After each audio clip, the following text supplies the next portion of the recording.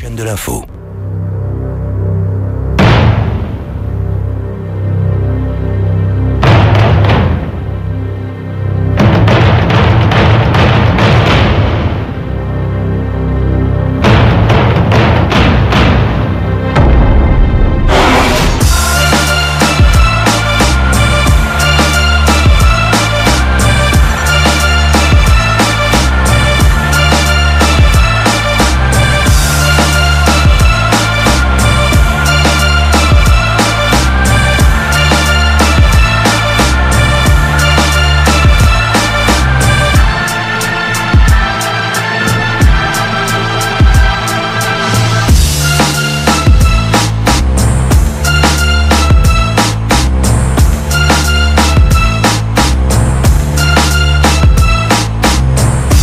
Regardez BFM TV, la nouvelle chaîne de l'info.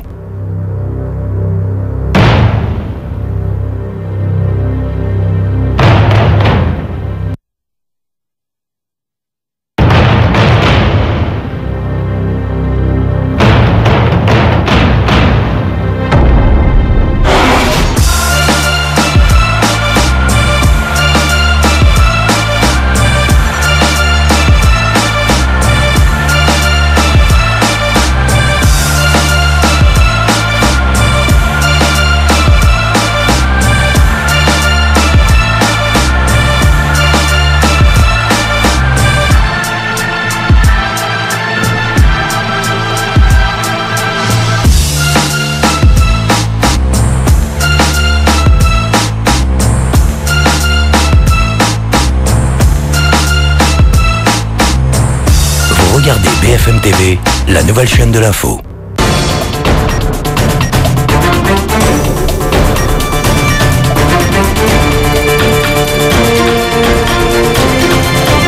BFM TV, 23h, Florence Duprat. À la une de BFM TV, c'est du donnant-donnant. Wen Jiabao, le Premier ministre chinois, a signé une commande de 150 A320, mais en échange, Airbus s'engage à construire une usine en Chine.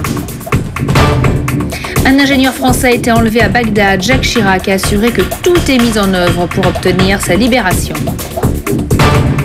45 000 bénévoles sont à pied d'œuvre, 20 ans déjà que les Restos du Cœur viennent en aide aux plus démunis. Tony Blair met l'Europe au régime sec. Il envisage de réduire le budget de l'Union de plus de 24 milliards d'euros. Inacceptable pour le président de la Commission européenne, José Manuel Barroso. Paris rejette ce soir ce projet de budget. C'est signé, le Premier ministre chinois Wen Jiabao a officiellement passé commande de 150 Airbus A320, un contrat record de plus de 9 milliards d'euros qui tombe à point nommé pour le constructeur européen. La concurrence avec son rival Boeing est de plus en plus vive et cette belle commande devrait lui permettre de rattraper son retard. Quant aux relations entre Paris et Pékin, elles sont au beau fixe. Joanne Portal. Quand le Premier ministre chinois vient en visite en France, le tapis rouge est de rigueur. Et pour cause, ce voyage officiel de 4 jours est clairement dominé par les contrats commerciaux, à commencer par l'achat de 150 Airbus A320, montant de la commande 9 700 millions de dollars. Parmi les nombreux marchés conclus, le développement commun d'un hélicoptère de 6 tonnes avec Eurocopter ou encore un satellite de communication avec Alcatel. Comme Jacques Chirac, Wen Jiabao s'est félicité de cette coopération. La coopération avec la France dans le secteur de l'aéronautique ne se limite pas à l'achat d'avions. Elle est entrée dans une nouvelle phase, la coopération dans la technologie, la production, la recherche et le développement. Opération de séduction également au MEDEF, Wen Jiabao a rencontré les patrons français. Pour eux, il faut encore plus asseoir la présence de la France en Chine, un des marchés les plus prometteurs. On cherche de la croissance en Europe, elle se trouve en Chine aujourd'hui, avec des taux tout à fait remarquables. C'est sans précédent dans l'histoire économique moderne. Après Toulouse et Paris, prochaine étape du Tour de France de Wen Jiabao, Marseille. Le Premier ministre chinois doit visiter demain le site du futur réacteur ITER avant de se rendre mercredi à Cannes. Et pour arracher cette commande géante, Airbus a dû faire quelques concessions. C'est ce qu'on appelle du donnant-donnant. Une usine d'assemblage d'A320 sera construite en Chine et certains s'inquiètent déjà de ces transferts massifs de technologie qui risquent de favoriser à terme l'émergence de concurrents. Harold Liman. Le gouvernement chinois achète les produits étrangers et aussi les procédés étrangers, car la Chine populaire n'est pas encore dans le peloton de tête en matière technologique.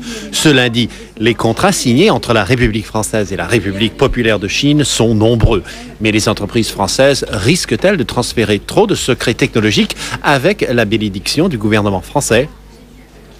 Précisons une chose. Dans le contexte actuel, il ne peut pas y avoir, vis-à-vis de puissances majeures, de relations économiques sans transfert de technologie. Déjà, les Européens et les Chinois vont plancher sur une éventuelle chaîne de montage conjointe d'avions Airbus en Chine. Et le groupe nucléaire